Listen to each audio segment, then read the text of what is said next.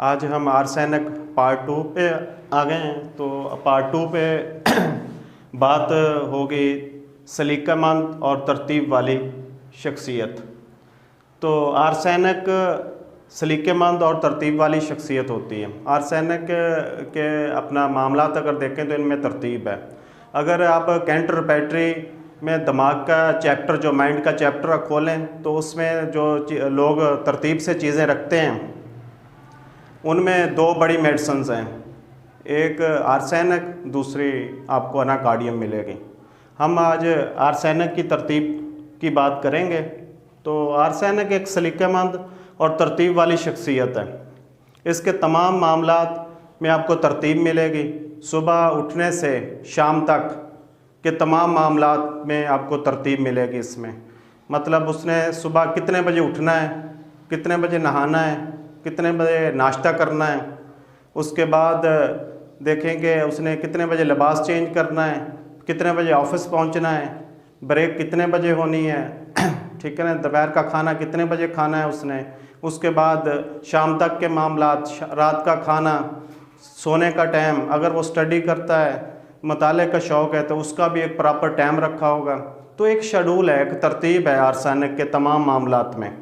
तो आर्सेनिक के मामलात में इतनी ज़्यादा अपना है मामलात कि वो हर एक चीज़ को तरतीब देता है, पहले से प्लान बनाता है, उसके मुताबिक अपने तमाम मामलात वो कर रहा होता है। ये नहीं है कि जिस तरह आम लोगों को देखते हैं तो माशरे के अंदर एक बेतरतीबी नज़र आती है कि जितने बजे मर्ज़ी ऑफिस पहुंच गया, जितने मर्ज़ी अपने वो कॉलें कर ली। तो ये नहीं है। आर्सेनिक के ये मामलात में इस तरह के नई चीज़ें होती हैं। उसमें हर मामला एक तरतीब के साथ, एक सलीके के साथ होगा। अगर आर्सेनिक ने कहीं दफ्तर भी, किसी दफ्तर में भी जाना है तो वो एक मुकम्मल फ़ाइल तैयार करता है, उसमें डॉक्यूमेंट्स एक तरतीब देता है और कुछ एक्स्ट्रा डॉक्यूमेंट्स भी रख लेता है साथ। भी हो सकता है कि वहाँ दफ्तर में उसकी ज़रूरत पड़ जाए, जबकि आम लोगों को देखते हैं तो वो डॉक्यूमेंट्स मुकम्मल भी नहीं लेके जाते। पूरे करना तो एक दूर की बात है। तो आर्सेनिक से आपने ये तवक्को नहीं रखनी कि वो इस तरह के मामलात करेगा। फिर दफ्तर का टाइम, जिस दफ्तर में जा रहा है उसकी पूरी मालूमात उसके पास होगी, पूरी मुकम्मल मालूमात कि किस टाइम वहाँ रश नहीं होता। तो वो कोशिश करता है कि उस वक्त वहाँ जाए ताकि अपना काम जो है वो कम से कम टाइम में अपना मसला हल करवा सके। तो आर्सेनिक के तमाम मामलात में आपको एक तरतीब मिलनी है, एक बड़ी सलीके के साथ। हर चीज़ें अपनी, उसके दफ्तर देख लें, उसके घर के मामलात, उसके तमाम चीज़ों में आपको एक तरतीब नज़र आएगी, एक सलीका नज़र आएगा, ठीक है ना। बेतरतीबी आर्सेनिक में नहीं होती। नंबर 3 पे आएंगे बेचैनी। बेचैनी की मगर मौजूदा दौर में देखा जाए तो आर्सेनिक बहुत बड़ी मेडिसिन बनती है, क्योंकि इसमें मौजूदा दौर में तो बेचैनी ही है माशरे के अंदर। तो आर्सेनिक बेचैनी की बहुत बड़ी मेडिसिन है। लोग बेचैन हैं। आजकल बहुत ज़्यादा पेशेंट आ रहे हैं आर्सेनिक के हवाले से। अगर आप देखें तो लोगों को ज़्यादा मसला आ रहा है नींद का। कहते हैं कि डॉक्टर साहब बेचैनी होती है, रात को नींद नहीं आती, ठीक है ना, पूरी रात इस तरह गुजर जाती है। तो आपने जब भी इस तरह का पेशेंट आए, मरीज़ आए, तो आपने उससे 2 सवाल करने हैं। नंबर 1, बेचैनी ज़हनी है आपकी?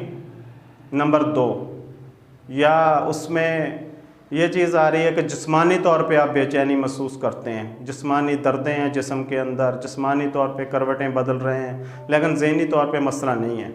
दोनों पूछ लिए सवाल। अगर वो ज़हनी बेचैनी है तो आपने आर्सेनिक देनी है। अगर ज़हनी बेचैनी है तो आर्सेनिक देनी है। अगर जिस्मानी बेचैनी है तो फिर रस्टाक्स होगी उसकी मेडिसिन। तो ये दोनों मेडिसिन में आपका केस हल हो जाएगा और पेशेंट को एक सुकून मिलेगा, उसको नींद आनी शुरू हो जाएगी। क्योंकि होम्योपैथी तो काम ही यही है ना, अदम तवाज़न को तवाज़न में लाती है। तो उसकी एक बेचैनी जो है वो उसमें एक लिमिट में एक तवाज़न आ जाएगा। नंबर 4, अदम तहफ़्फ़ुज़। आर्सेनिक का पेशेंट रहते ही अदम तहफ़्फ़ुज़ का शिकार है। ये हर वक्त अपनी चीज़ें, अपनी डॉक्यूमेंट्स, अपनी मोटरसाइकिल, अपनी कार, अपने घर के मामलात में एक खौफ है इसके अंदर। वो हर चीज़ को अपना एक रखना चाहता है हिफाजत के अंदर। वो अपने ताले वगैरह भी, घर के अंदर भी है तो ताले वगैरह चेक करता रहेगा कि ताले ठीक वगैरह लगे हुए हैं, जो कीमती चीज़ें हैं उनको देखता रहेगा। रात को सोते वक्त भी अपना पहले दरवाजे का लॉक चेक करेगा, ठीक है ना जी, वो मुकम्मल बंद है, सही तरीके से बंद है। अगर कोई कारोबारी शख्सियत है तो वो अपना कारोबार ऑफ करने के बाद लाजमी तौर पर ताले चेक करेगा। हो सकता है कि अगर वो आर्सेनिक है तो 2-3 बार चेक करे भी ठीक तरह लग गए हैं कि नहीं लग गए उसमें, ताकि वो ये एक अदम तहफ़्फ़ुज़ का शिकार रहता है।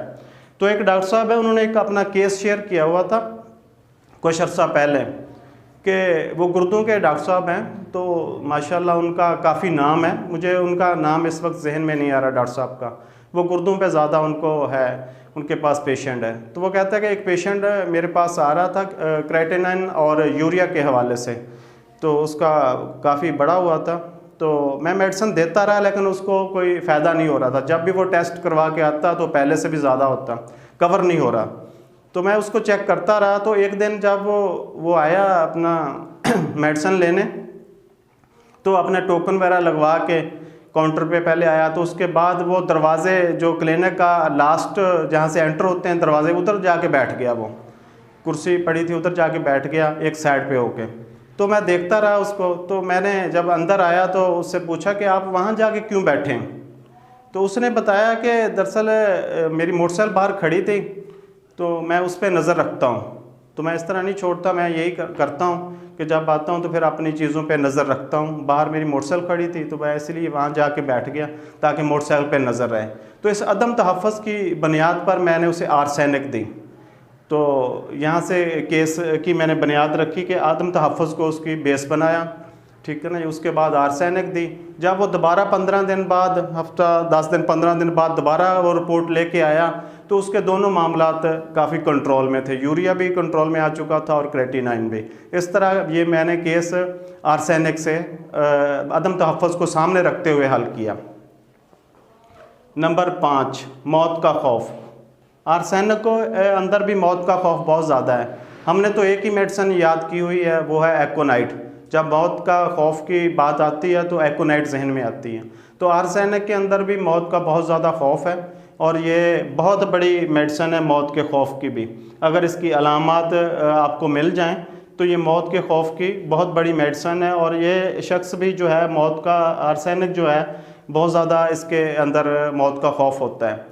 10 अगस्त 2018 को रहीम यार खां होम्योपैथिक डॉक्टर फोरम के ज़ेर एहतमाम एक प्रोग्राम हुआ था, तो उसमें डॉक्टर कमर तबस्सुम साहब तशरीफ़ लाए थे, डस्का वाले। तो वहाँ उन्होंने एक केस का हवाला दिया था कि मेरे पास एक दमे का पेशेंट फ़ीमेल थी, मरीज़ा आई।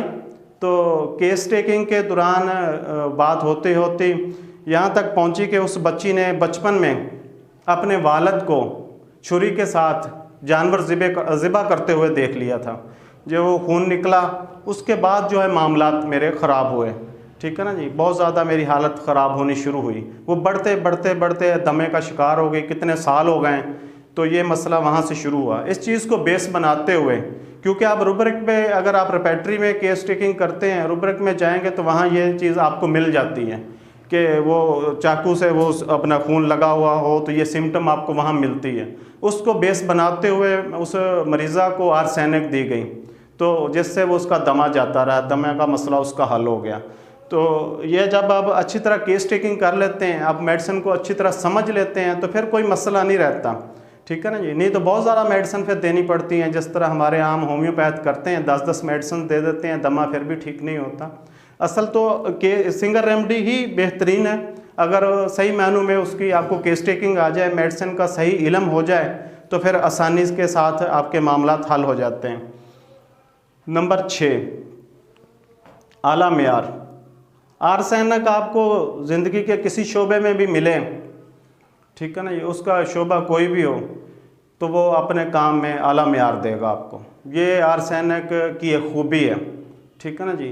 वो पेंटर है, मुसव्वरी करता है, मतलब कोई कार मैकेनिक है, डॉक्टर है, ठीक है ना, कोई बिजनेसमैन है, किसी भी हवाले से है, वो आर्सेनिक आपको आला मेयार देगा। क्योंकि ये अपने काम में खामियां निकालता रहता है, नुक्स तलाश करता रहता है, अपने आप को बेहतर बनाता रहता है, ठीक है ना जी। ये लोग जहाँ भी होंगे दुनिया जहाँ में, मैंने देखा है, नोट किया, आर्सेनिक आपको टॉप पे मिलेगा। अपने शोबे के हवाले से, अपने प्रोफेशन के हवाले से ये महंगे लोग होंगे, आला मेयार के लोग होंगे और इनका एक नाम होगा। क्योंकि ये लोग मुतमईन नहीं होते, जल्द सेटिस्फाई नहीं होते अपने काम से। ठीक है ना जी। उसके मामले में ये नुकसान भी करते रहते हैं, ठीक है ना जी, लेकिन आला मेयार के चक्कर में जो है ना अपना बहुत ज़्यादा टाइम भी देते हैं, ठीक है ना जी। उसकी मुकम्मल कोशिश करते रहते हैं कि ताकि आला से आला मेयार कायम किया जा सके अपने शोबे के अंदर। नंबर 7 पे आएंगे, घूंट घूंट पानी पीना। ये तकरीबन तमाम होम्योपैथिक फिजिशियन को आर्सेनिक के हवाले से ये बात याद है कि आर्सेनिक के अंदर घूंट घूंट पानी पिया जाता है, लेकिन इस असल वजह यह है कि इसको प्यास होती नहीं है।